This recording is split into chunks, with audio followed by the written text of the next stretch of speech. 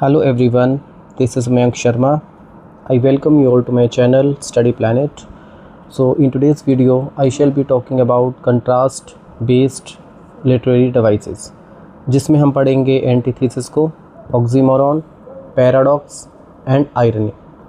तो यहाँ पे आप क्या देखेंगे कि यहाँ पे चीज़ आइडियाज़ में और थॉट्स में आप कॉन्ट्रडिक्शन देखेंगे, उनमें कंट्रास्ट देखेंगे अलग अलग तरीके से। एंटीथेसिस में जो टू अपोजिट आइडियाज़ हैं वो अलग तरीके से दिखाए हुए हैं, और पैराडॉक्स में अलग तरीके से थोड़ा, और ऑक्सीमोरॉन में थोड़ा सा अलग, और आयरनी में।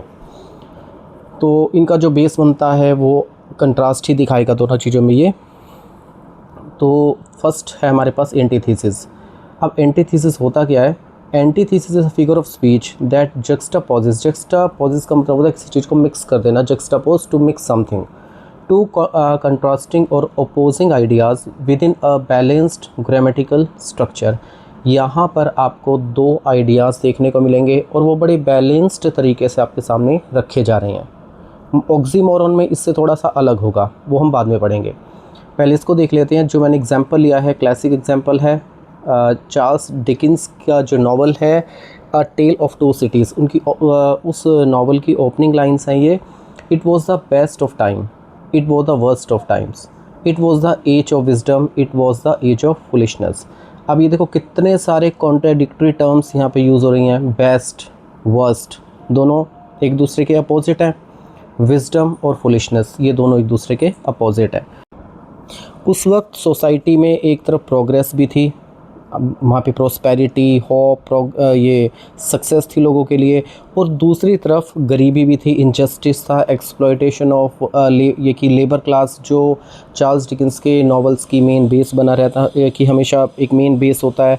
और विजडम इसलिए थी कि वहाँ नई नई इन्वेंशंस हो रही थी, न्यू आइडियाज़ आगे आ रहे थे, ठीक है। और उसी तरफ लोगों में लोग जो है वो फिकल माइंडेड होते जा रहे थे। जो फुलिशनेस का जो वर्ड यहाँ पे यूज़ किया गया है, लोगों में चूँकि लोगों की जो सोच है वो इलॉजिकल होती जा रही थी, इरेशनल होती जा रही थी, राइट डिसीज़न लेने की उनमें कैपेबिलिटी नहीं थी। तो आप ये पूरी की पूरी सिचुएशन को देखोगे तो वो यही कह रहा है कि ये देखो बेस्ट टाइम भी था, वर्स्ट टाइम भी था, विजडम भी थी, फुलिशनेस भी थी। मतलब rich were becoming richer and poor were becoming poorer. जो पुअर पीपल थे वो पुअर बनते जा रहे थे, रिच जो लोग थे वो रिच बनते जा रहे थे, और दूसरी तरफ इन्वेंशंस भी हो रही थी, न्यू आइडियाज़ सामने आ रहे थे, सोसाइटी में प्रोग्रेस हो रही थी, पर और उसी तरीके वहाँ पे लोगों में फुलिशनेस भी थी, ठीक है ना। एक ये कि means the society was full of contradictory situation. उनकी पूरी जो सोसाइटी है वो कॉन्ट्राडिक्टरी सिचुएशन के ग्रिप में थी। क्लियर? तो ये जो एग्जाम्पल है ये हमारे एंटीथेसिस को दिखाता है। यहाँ पे सारे आइडियाज़ एक दूसरे के अपोजिट हैं। अब नेक्स्ट टर्म हमारे पास आती है ऑक्सीमोरॉन। अब ऑक्सीमोरॉन में थोड़ा सा जो कॉन्ट्राडिक्टरी जो आइडियाज़ को प्रेजेंट किया जाएगा वो थोड़े से अलग तरीके से किया जाएगा। तो इसका मैं आपको एक शॉर्ट ट्रिक भी बता दूंगा इसको याद रखने के लिए। अब पहले डेफिनेशन को देख लेते हैं। An oxymoron is a figure of speech in which two contradictory और opposite words are placed together to create a striking और मीनिंगफुल इफेक्ट्स। अब यहाँ पे आपको जो कॉन्ट्राडिक्टरी वर्ड्स होंगे वो बिल्कुल साथ साथ होंगे, ठीक है। वैसे जो एक थोड़ा सा इसको लर्न करने का एक तरीका है, मोरॉन जो होता है, मोरॉन होता है पागल। अगर एक फुलिश पर्सन को मोरॉन बोल देते हैं हम। यहाँ पे आप ये थोड़ा सा ट्रिक एक उससे शॉर्टकट से आप दिमाग में रख सकते हैं कि जैसे यहाँ पे जैसे स्वीट सोरो जैसे एग्जांपल में है, ये दोनों एक दूसरे के क्या हैं? अपोजिट हैं। तो आप इसको इस तरीके से दिमाग में रख सकते हैं कि दो पागल इकट्ठे बैठे हैं, क्योंकि मोरॉन का मतलब होता है पागल, ठीक है ना। आप एग्जांपल को देखते हैं कि parting is such a sweet sorrow, ये विलियम शेक्सपियर के रोमियो एंड जूलियट में हमें मिलता है। तो स्वीट और सोरो ये तो देखो एक दूसरे के बिल्कुल अपोजिट हैं, आर अपोजिट आइडियाज़। और यहाँ पे लिखा भी हुआ है, देखो opposite ideas are placed together. उनको आप बिल्कुल इकट्ठा देखोगे, जैसे फायरी आइज़। और दूसरा इसमें है जैसे फेथफुल, फेथ अनफेथफुल, वो दोनों एक दूसरे के अपोजिट हैं। तो इसको थोड़ा सा इस तरीके से आप दिमाग में रख सकते हैं कि दो ये इनके बीच में आपको कोई वर्ड नहीं मिलेगा, ये बिल्कुल आपको एडजॉइनिंग और बिल्कुल साथ में ही मिलेंगे, जैसे स्वीट सोरो इकट्ठा है, और सेकंड एग्जांपल में फेथ अनफेथफुल ये दोनों इकट्ठे हैं। तो एक ये तरीका है, और ये है कि जैसे मोरॉन का मतलब मैंने आपको पागल बताया है कि जैसे दो पागल इकट्ठे बैठे हैं, स्वीट सोरो, स्वीट एक अलग कैटेगरी में जाता है, सोरो एक अलग कैटेगरी में जाता है, फिर भी ये दोनों के दोनों इकट्ठे बैठे हैं, दोनों एक दूसरे के अगेंस्ट हैं, दोनों एक दूसरे के मतलब अपोजिट हैं। Parting is such a sweet sorrow, कि जो पार्टिंग है वो स्वीट सोरो, एक सोरो स्वीट कैसे हो सकता है? It is completely impossible. It is ये कि sorrow is always bitter not sweet. Clear. Next है आपका एल्फ्रेड लॉर्ड टेनिसन की लाइन है, faith unfaithful kept him falsely true. अब ये है, देखो, here the poet shows a conflict between loyalty and betrayal. Betrayal क्या होता है? डिसीटफुलनेस, धोखेबाजी, और लॉयल्टी क्या होता है? फेथफुलनेस। ठीक है, एक दूसरे के लिए ऑनेस्टी। और वो कहते हैं कि फेथ अनफेथफुल, अब फेथ एक अलग टर्म है, अनफेथफुल क्या है? उसके अगेंस्ट है, दोनों इकट्ठे यूज़ हो रहे हैं। Faith unfaithful kept him falsely true. अब अगर हम फॉल्स को देखें और ट्रू को देखें, ये भी एक दूसरे के यहाँ पे ये दोनों ही कॉन्ट्राडिक्टरी वर्ड, फेथ और अनफेथफुल तो है ही कॉन्ट्राडिक्टरी वर्ड हैं, और फॉल्सली और ट्रू को भी हम मानेंगे फॉल्स। ठीक है, क्लियर। और दोनों ही इकट्ठे बैठे हैं, दोनों का इकट्ठे यूज़ हो रहा है, तो ये है हमारा ऑक्सीमोरॉन का एग्जाम्पल। तो इस तरीके से आप देखेंगे। एंटीथीसिस में देखो आइडियाज़ बड़े बैलेंस तरीके से आपको दिखाया गया था। वहाँ भी था, तो वहाँ भी कॉन्ट्रडिक्शन, और ऑक्सीमोरॉन में भी कॉन्ट्रडिक्शन है, पर कॉन्ट्रडिक्शन को दिखाने के जो तरीके हैं दोनों में अलग अलग है, बस आपने ये चीज़ दिमाग में रखनी है। क्लियर। तो ये था हमारा ऑक्सीमोरॉन का, और आगे हम पढ़ेंगे पैराडॉक्स। जो पैराडॉक्सिकल जो स्टेटमेंट्स होती हैं वो सेल्फ कॉन्ट्रडिक्टरी होती हैं। देखने में आपको ऐसा लगेगा कि जो स्टेटमेंट यूज़ हुई है वहाँ पर जो आइडियाज़ हैं वो एक दूसरे के अपोजिट हैं, कॉन्ट्रडिक्टरी हैं, बट जब हम उनका मतलब निकालते हैं, मतलब हमेशा पॉजिटिव निकलता है। अब जैसे इसमें है कि paradox is a figure of speech और statement that seem self contradictory और absurd at first but reveals a deeper truth when carefully considered. जब उनका मतलब ये कि व्हेन वी पॉन्डर ओवर दो स्टेटमेंट्स, उनके जो स्टेटमेंट्स पे हम उसको मतलब उसका मतलब निकालते हैं, उन्हें डीपली कंसीडर करते हैं, दे ऑलवेज़ ये कि गिव करेक्ट मीनिंग। उनका जो मीनिंग होता है वो बिल्कुल करेक्ट होता है, ये कि फुल ऑफ ट्रूथ होता है। ये जो स्टेटमेंट है हमारे सामने, I must be cruel only to be kind, is a perfect example of paradox. तो this line has been taken from William Shakespeare's Hamlet, और किंग क्लाउडियस ने बोली है ये लाइन, कि तब बोलता है ये कि when the behaviour of Hamlet was becoming threatening और डेंजरस। वो ये कहता है कि मुझे इस सिचुएशन में जो किंग हैमलेट है उसे इंग्लैंड भेज देना चाहिए for the betterment of the people, कि लोगों की अपनी और लोगों की भलाई के लिए, लोग उनकी सेफ्टी मतलब सेफ्टी एंड सिक्योरिटी के लिए हैमलेट को इंग्लैंड भेजना ही चाहिए। अब यहाँ पे जो क्रूएल्टी है और काइंडनेस है, they are completely opposite to each other. A person who is cruel how can be a kind person. एक पर्सन अगर क्रूअल है वो काइंड कैसे हो सकता है? देखने में तो हमें यही लग रहा है, बट द ये कि meaning that is conveying is full of truth. एक मतलब एक इस मीनिंग, इसके जो मीनिंग में सच्चाई है। यहाँ पे क्रूएल्टी का मतलब है, क्रूएल होने का मतलब है स्ट्रिक्ट होना, कि किसी की भलाई के लिए अगर आप सख्त होते हैं, किसी की भलाई के लिए आप सख्त डिसीज़न लेते हैं, तो वो गलत नहीं होता। ठीक है ना। अब जैसे पेरेंट्स हैं, टीचर्स हैं, वो भी आपकी भलाई के लिए स्ट्रिक्ट होते हैं, आपको डांटते भी हैं, ये कि most of time you are rebuked, you are punished, you are beaten. तो उनका जो पर्पज़ होता है आपकी भलाई, आपकी बेटरमेंट के लिए, आपकी वेलफेयर के लिए सब कुछ करते हैं। तो हम उन्हें कह देते हैं कि हमारे स्ट्रिक्ट बहुत, ये जो टीचर है बहुत ज़्यादा स्ट्रिक्ट है, मेरे पेरेंट्स बहुत ज़्यादा स्ट्रिक्ट हैं, पर ये कि the purpose of strictness is completely positive. जो उनकी स्ट्रिक्टनेस का जो पर्पज़ है वो पॉजिटिव है। ठीक है ना। तो वही चीज़ है, I must be cruel only to be kind.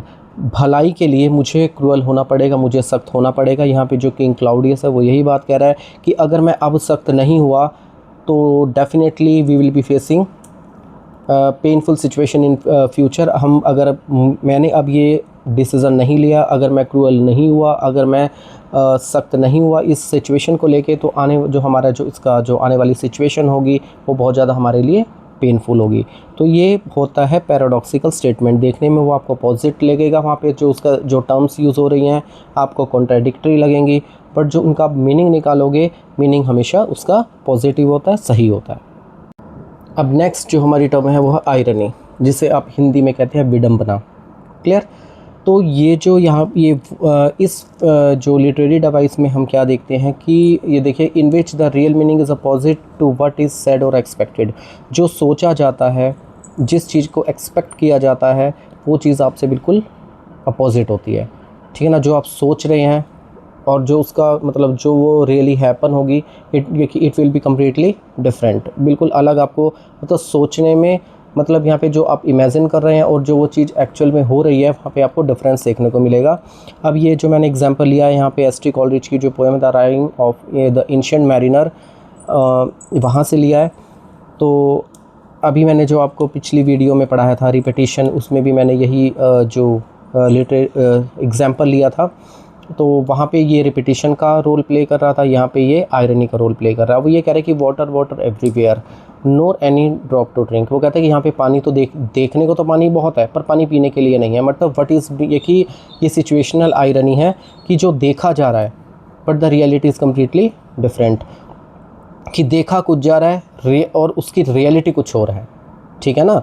मतलब आप जो सोच रहे हैं उसके अगेंस्ट आपके सामने कोई चीज़ आके खड़ी हो जाती है, दैट इज़ आयरनी, विडम्बना, ठीक है ना। वो तभी ये यहाँ पे जो एल्बेट्रस को मारने के बाद जो उसको पनिशमेंट मिलती है कि मतलब उनका जो शिप है वो एक मतलब पानी से घिर जाता है एक उसमें वास्ट ओशन में। कोई कहता है कि यहाँ पे पानी देखने के लिए तो बहुत है, ठीक है ना। ये कि they are yearning for water, the crew member and the ये mariner, they are yearning for ये कि yearning for water, but they ये कि there is lot of water, water is plentiful, but there is no even single drop to drink. पर उनके पीने के लिए बिल्कुल नहीं है। वो कहते पानी तो है पर हमारे पीने के लिए नहीं है। मतलब जो चीज़ सामने उनको दिखाई दे रही है but the reality is completely different. इसे हम कहते हैं आयरनी। क्लियर। तो सबसे पहले हमने पढ़ा एंटीथेसिस, उसके बाद हमने पढ़ा ऑक्सीमोरॉन, उसके बाद हमने पढ़ा आज ये पैराडॉक्स, और अब पढ़ रहे हैं हम आयरनी। अब आयरनी को आगे थोड़ा इजी करने के लिए 3 पार्ट में डिवाइड किया गया है। अब हम उन तीनों पार्ट को देखेंगे, इससे आप ज़्यादा अच्छे से और से इससे समझ पाओगे। जो पहला टाइप है वो है वर्बल आयरनी। अब वर्बल का मतलब है जो एक डायलॉग की फॉर्म में होती है, जो बोलने में आती है। जैसे व्हेन अ कैरेक्टर से something but means the opposite. जो एक कैरेक्टर जो कहता है, क्लियर, कन्वे करता है, और जो उसका मीनिंग होता है वो अपोजिट होता है, डिफरेंट होता है उससे बिल्कुल, उसे हम कहते हैं वर्बल आयरनी। जो आयरनी बोलने में आती है इन डायलॉग। इन जूलियस सीज़र, जो विलियम शेक्सपियर का प्ले है, रोमन ट्रेजेडी है जूलियस सीज़र, उसमें जो एंटनी है repeatedly says Brutus is an honourable man, but actually means the opposite. जो यहाँ पे हम अगर इस प्ले को, हम ड्रामा को पढ़ते हैं, तो वहाँ पे जो एंटनी है वो एक गुड कैरेक्टर है और जो ब्रूटस है वो एक बैड कैरेक्टर है। पर वो ये कह रहे हैं कि Brutus is an honourable man, कि एक जो ब्रूटस है वो एक ऑनरेबल पर्सन है। जब उनकी जो वो लोगों को एड्रेस करता है, ये सीन तब आता है जब ये ब्रूटस है अब मतलब पूरे के पूरी उसको साम्राज्य को ग्रैब करने के लिए वो जब लोगों को कन्विंस करता है, ठीक है ना। और वो बताता है कि ये मतलब उसकी जो जूलियस सीज़र है उसकी बुराई करता है कि उसका मरना ही सही था, मैं तुम्हारे लिए बेस्ट किंग रहूँगा, मैं तुम्हारे लिए अच्छा किंग रहूँगा आने वाले टाइम में। तो तब एंटनी बोलता है कि Brutus is an honourable man लोगों के सामने। तो ये जो बोला जा रहा है बट द मीनिंग, ये कि जो एक्चुअल मीनिंग है it is completely opposite. In reality Brutus जो है एक बैड कैरेक्टर है, पर उसे ऑनरेबल मैन बोल के उसको एड्रेस किया जा रहा है, तो इसे हम कहते हैं वर्बल आयरनी। और एक आयरनी वो होती है जो सिचुएशन में क्रिएट होती है, देखो, ठीक है ना। अब देखो, जैसे ये हमारा पहले water water everywhere nor any drop to drink, जैसे अभी हमने ये 2-3 बार एग्जांपल ये ले लिया है। तो यहाँ पे जो सिचुएशन क्या है, पानी सामने है आपके, but the reality is the man, ये means the water is not fit to be drunk. जो पानी है वो पीने के लिए फिट नहीं है। ये है सिचुएशनल आयरनी। वर्बल में क्या है, जो बोला जा रहा है उसका मीनिंग डिफरेंट है। सिचुएशनल आयरनी में क्या है, जो सिचुएशन आपके सामने है पर वो सिचुएशन अपोजिट है, ठीक है ना। व्हेन द आउटकम, जो उसका आउटकम है, when the outcome is the opposite of what is expected, जो एक्सपेक्ट किया जा रहा है उससे वो अलग है। जैसे water water everywhere nor any drop to drink, situation क्या है, there is plentiful water, water plentiful है बट पीने के लिए एक भी बूंद नहीं है। वो सिचुएशन ये प्रेजेंट कर रही है। ऊपर वाले में क्या है, बोला जा रहा है कि जो ब्रूटस है वो ऑनरेबल मैन है, पर वो एक्चुअल में ऑनरेबल मैन नहीं है। अब नेक्स्ट है हमारी ड्रामेटिक आयरनी। अब इसमें ड्रामेटिक आयरनी में आप क्या देखेंगे कि ऑडियंस को पता है कि क्या मतलब ये कि the audience knows about that the characters do not, character के साथ क्या होने वाला है वो ऑडियंस को तो पता होता है, but irony is that character is completely unaware of the same thing. उस चीज़ के लिए कैरेक्टर को पता नहीं होता। जैसे हम टीवी सीरियल देखते हैं, मूवीज़ देखते हैं, जो कैरेक्टर है उसको ये नहीं पता होता कि मतलब अब जो उसने एक्शन लिया है उसका आउटकम क्या होगा, पर हम एज ऑडियंस हम इस चीज़ को अच्छे से इमेजिन कर रहे हैं, इस चीज़ को अच्छे से स्पेकुलेट कर रहे हैं कि उसका परिणाम, उसका आउटकम क्या होगा। अब यहाँ पे अब देखिए, इन रोमियो एंड जूलियट जो विलियम शेक्सपियर का प्ले है, the audience knows Juliet is alive but Romeo thinks she is dead.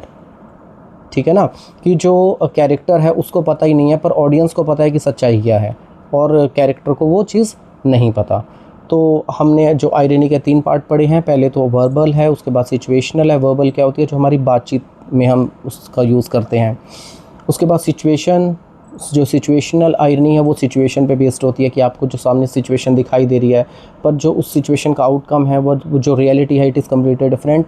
And next is dramatic irony. Dramatic irony में है कि द ऑडियंस नोज ये कि what is going to happen but the characters are completely unaware of it. तो ये Romeo and Juliet में है। ये जो एग्जांपल है बेस्ट एग्जांपल है कि ऑडियंस को पता है कि जूलियट इज़ अलाइव, कि जूलियट जीवित है, ज़िंदा है, पर रोमियो को लगता है वो मर चुकी है। तो आज हमने कंप्लीट कर लिया अपना कंट्रास्ट बेस्ड ये लिटरेरी डिवाइसेस। तो आगे हम जो एक्सैजरेशन से बेस्ड जैसे हाइपरबली है, लाइटेडीज़ है, इनको हम डिस्कस करेंगे।